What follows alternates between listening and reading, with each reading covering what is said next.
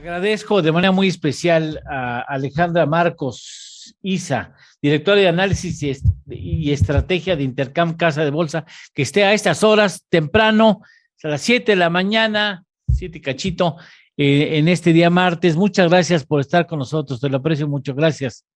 Ale. Muchísimas gracias por la invitación, Eduardo. Halagadísima de estar contigo. Muchísimas gracias. Dime, esta semana va a ser una semana de pesadilla para los mercados. Ya inició ayer de manera intensa.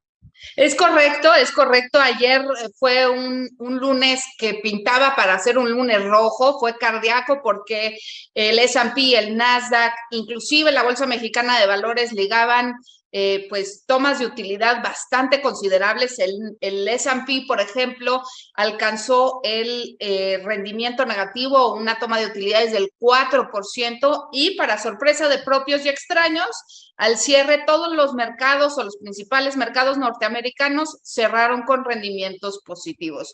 Y esto tiene que ver mucho de la mano con justamente todo lo que está sucediendo y todo lo que va a acontecer esta semana, en donde ayer, por ejemplo, estaban sumamente preocupados, aumentó muchísimo la aversión al riesgo por el escalamiento de las tensiones geopolíticas entre Rusia, Ucrania y Estados Unidos. Se le suma la incertidumbre con respecto a la conducción de la política monetaria, que mañana vamos a tener la decisión de la Reserva Federal, pero al mismo tiempo, ante condiciones extremas de liquidez, se dieron bastante compras de oportunidad y muy probablemente eso es lo que originó que los mercados americanos cerraran en terreno positivo y que la Bolsa Mexicana de Valores recortara sus pérdidas en el cierre del día de ayer.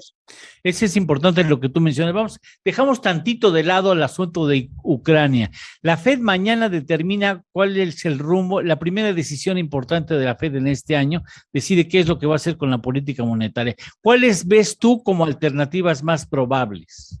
Mira, lo que se está anticipando es que mañana en sí no van a dar ningún cambio en la política monetaria, es decir, van a mantener la tasa entre 0 y 0,25, no van a aumentar el programa de retiro de estímulos, pero sí van a dar señales claras y contundentes que en marzo va a venir la primera alza de la tasa de fondos federales y van a discutir al interior qué van a hacer con respecto a esta hoja de balance, si hacia el verano empiezan a disminuir la liquidez, o es decir, empiezan a reducir el tamaño del balance que ha acumulado la Reserva Federal en estos pues últimos 24 meses por motivo de la pandemia, que hay que recordar que aumentó en más de 4 trillones de dólares. De ese tamaño fue la inyección en los mercados. Pero creo que a final de cuentas los mercados van a estar súper atentos a las discusiones al interior de estas dos circunstancias, el aumento en marzo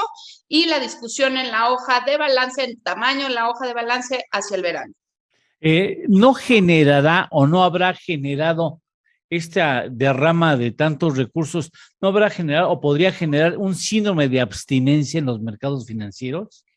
Bueno, la realidad es que pareciera que, a diferencia de lo que pasó en años anteriores con Bernanke, es que ahora la Reserva Federal ha telegrafiado mucho mejor la conducción de la política monetaria. Yo creo que más allá de el ritmo de alzas, que sin duda va a ser muy importante, es el tono y hacia dónde se va a decantar la Reserva Federal. Es decir, va a permitir una inflación que se siga manteniendo muy por arriba de su objetivo, con tal de no sacrificar el crecimiento, o bien va a decir basta ante los riesgos inflacionarios que tenemos por delante y va a empezar a actuar más agresivamente. Creo que vamos a ver sin duda mucha volatilidad, no solo en los siguientes días, sino en los siguientes meses, mucho considerando la incorporación de las expectativas por parte de los inversionistas y del mercado de la recalibración de la política monetaria por parte de la Reserva Federal. ¿Eso cómo afecta a la política monetaria en México? Mira, yo creo que importantísimo.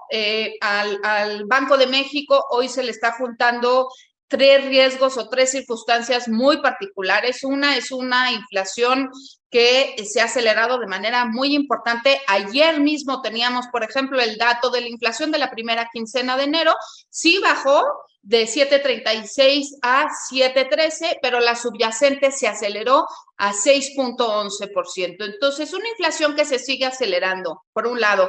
Por el otro lado, menores condiciones de liquidez y mayores tasas en Estados Unidos obligarán al Banco de México, a mantener una postura monetaria bastante restrictiva. Es decir, yo creería que Banco de México, que inició de manera anticipada el ciclo restrictivo, va a tener que seguir los movimientos de la Reserva Federal durante todo el 2022. Es así que muy probablemente tengamos una tasa de interés por arriba del 7% a finales de este año. Qué bueno que lo mencionas. Tenemos nueva gobernadora que no es experimentada en política monetaria. Va a aprender. Pero en esta circunstancia, ¿se comunican los bancos centrales? Por ejemplo, Canadá, México y Estados Unidos les convendría tener una cierta coordinación en los movimientos monetarios, porque finalmente somos una unidad económica muy relevante. ¿Se comunican los bancos centrales? Les dicen, oye, ¿cómo la ves? Mira, nosotros queremos hacer esto, nosotros apreciaremos, o sea, ¿se ponen de acuerdo?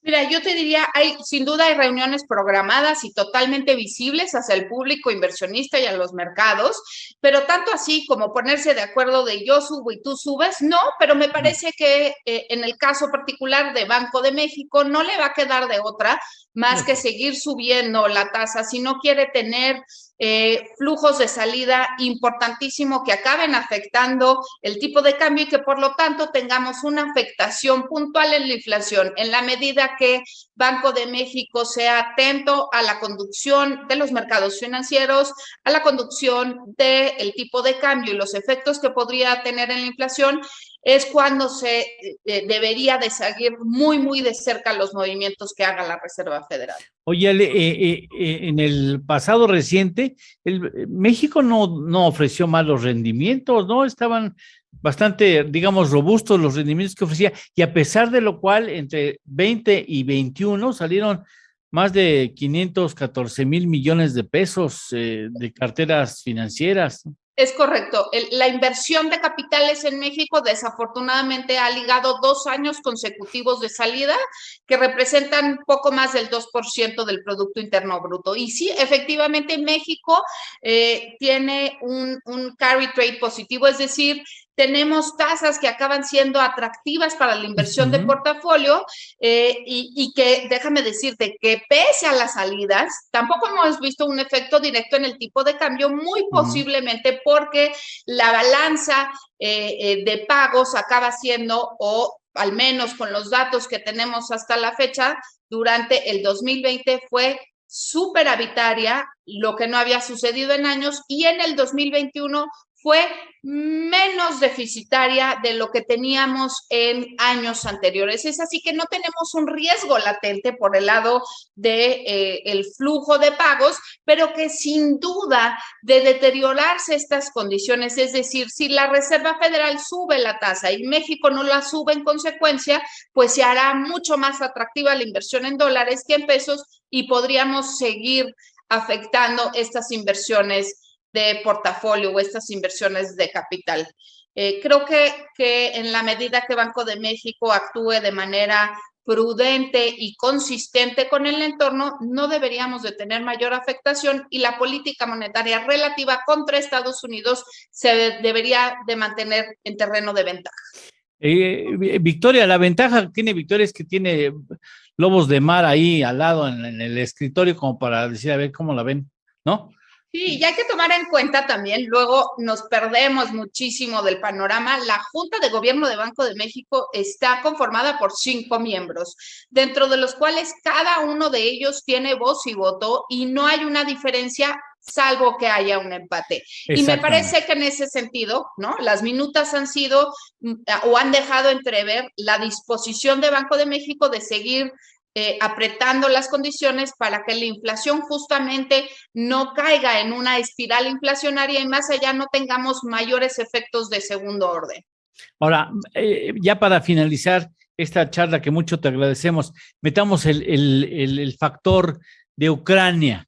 Ese es un factor que va a repercutir en todo el mundo, en todas las economías del mundo. Es correcto. El día de ayer comentábamos, ¿no? Amanecieron en terreno negativo, sumamente negativo, porque las tensiones entre Rusia, Estados Unidos y Ucrania se han venido incrementando. Eso, sin duda, puede tener un efecto muy importante en los precios del petróleo, en los precios de los energéticos y, por lo tanto, contaminar la inflación. Dependerá de qué tanto más se acelera el precio del petróleo, que está en máximos de los últimos años, y qué tan permanente acabe estando el precio del petróleo por arriba de los niveles observados. Si viéramos el escalamiento de estas tensiones, pues sin duda sería un escenario, a mí no me gustaría decir catastrófico, pero muy negativo, y podríamos ver una inflación que no solo no cede en Estados Unidos, sino que se acelera, y por lo tanto la Reserva Federal va a tener que actuar muchísimo más agresivamente, frenando el crecimiento de Estados Unidos y yo te diría, pues, del mundo. El factor cierra la llave, o sea, cierra la llave en materia de gas, le da a Rusia digamos, un valor muy importante estratégico en épocas de frío. Claro, claro, y ante una demanda que se sigue acelerando, ¿no? Entonces tienes como la formación de una tormenta perfecta en el caso de los energéticos. Se puede estar nuestra paridad, es que hay que entender así, nuestra paridad, como otras paridades, podrían verse afectadas por el factor Ucrania. Sí, sin duda, pero no tanto, y creo que vale la pena puntualizar, no tanto porque México se siga viendo beneficiado por el aumento de los precios del petróleo. En términos de balanza petrolera, somos y hemos sido deficitarios en los últimos años, es decir, no nos beneficiamos con un precio del petróleo por arriba de los $100. Sin embargo, creo que la afectación directa, que no nada más va a suceder en México, sino a nivel global, es una aceleración en la inflación. Un choque por el lado de la energía puede representar un riesgo adicional a que veamos la inflación no solo descender de acuerdo a las expectativas de los mercados, sino acelerarse y cerrar por arriba del 7% que veíamos justamente el año pasado. Entonces tú ya estás lista para la batalla de martes, ¿no? Porque ustedes que trabajan desde muy temprano, a las 5 o 6 de la mañana ya están consumiendo las noticias en Europa, toda la parte de Asia, antes de que empiecen a arrancar los mercados en América, ¿no? ¿Cómo van los futuros?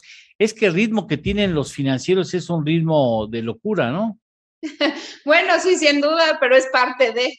es parte del encanto. Information is power, mi querido Eduardo. Entonces, en la medida que veamos cómo están los flujos, cuáles son las noticias que están volviendo al mercado, cuáles son las expectativas y cómo se van recalibrando el sentir y el actuar del riesgo y del mercado, nos puede ayudar a dilucidar qué podríamos esperar, por lo menos en el muy corto plazo.